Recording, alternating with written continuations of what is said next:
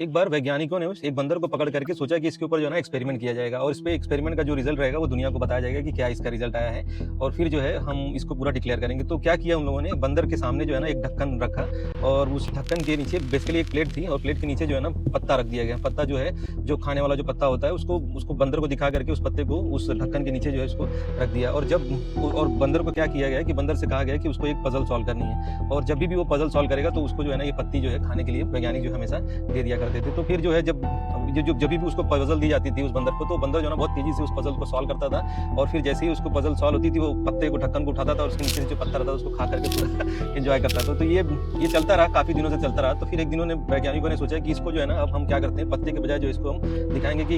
इस ढक्कन के नीचे जो है ना बनाना रखा हुआ है। तो क्या करते हैं, उसको दिखा करके और उसको पजल देते हैं सॉल्व करने के लिए, उसको दिखाते हैं कि ये जो ढक्कन है उसके नीचे जो है बनाना रखा हुआ है, केला रखा हुआ है, ठीक है। और ये ढक्कन को नीचे बनाना रख करके उसको बोलते हैं पजल सॉल्व करने के लिए। अब बंदर जो अपनी पूरी मेहनत लगा देता है, पूरा हिम्मत लगा करके ना पजल को सॉल्व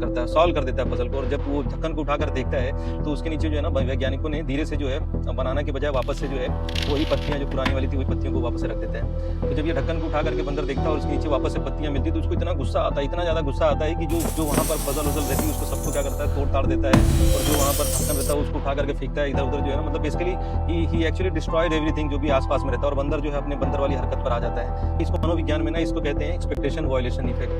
मतलब जो लोग जो होते हैं ना, लोग गलती का नहीं, अपनी टूटी हुई उम्मीदों को हमेशा याद रखते हैं। तो उस बंदर की जो उम्मीद थी ना कि उसको जो है ना बनाना मिलेगा, जब वो पजल सॉल्व कर लेगा तो उसको जो है बनाना मिलेगा और उसको बनाना वो मिलता नहीं है, बल्कि उसके नीचे वापस से वही जो है पत्तियां मिलती हैं। यही जो है ना एम्प्लॉइज के साथ भी होता है। तो एम्प्लॉइज के साथ तो क्या होता है कि जब उसको मैनेजमेंट प्रॉमिस कर दिए रहते हैं मैनेजर कि भाई तेरे को इस बार जो है ना साल भर तू काम करेगा तो तेरे को ये ईयर एंड पे ना बोनस मिलेगा, और जब उसको बोनस नहीं मिलता है तो फिर वो तबाही मचाता है, इधर उधर भागता है और फिर वो टूट करके, वैसे अगर कोई कंपनी अच्छी रहे तो वो टूट टाट करके वापस से वही काम करना शुरू कर देता है। मगर मोस्ट ऑफ द केसेस क्या होते हैं कि एम्प्लॉइज होते हैं या तो भाग जाते हैं या फिर they join the other company और फिर या फिर वही लो मोटिवेशन के साथ जो है कंटिन्यू करते रहते हैं। तो इसी तरह से बहुत सारे के जीवन में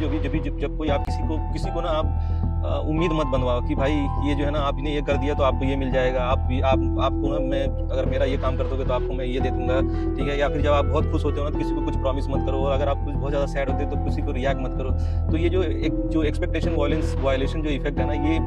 इस तरह से काम करता है कि जैसे आपको अगर किसी चीज़ से एक्सपेक्टेशन है ना कि आज मेरे को इस साल जो है ना बोनस मेरे को 10,000 मिलेगा, 20,000 मिलेगा, 1 लाख मिलेगा, और जब बोनस नहीं मिलता है तो आपने बहुत सारे प्लान बनाए होते हैं और फिर प्लान के बारे में सोच करके ना जब आपको फिर क्या होता है, दुख होता है। तो इसलिए ना